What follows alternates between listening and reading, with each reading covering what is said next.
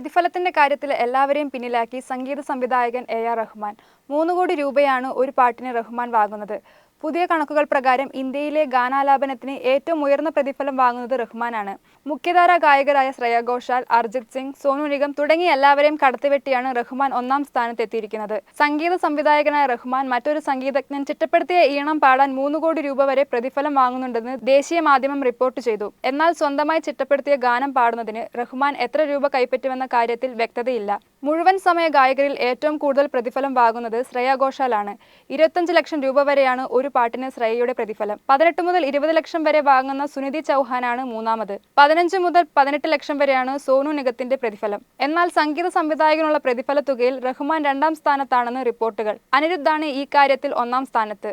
ഒരു സിനിമയിൽ ഗാനങ്ങൾ ചിട്ടപ്പെടുത്തുന്നതിന് 10 കോടിയാണ് അനിരുദ്ധ് വാങ്ങുന്നത്. റഹ്മാന് 8 കോടിയാണ് പ്രതിഫലം.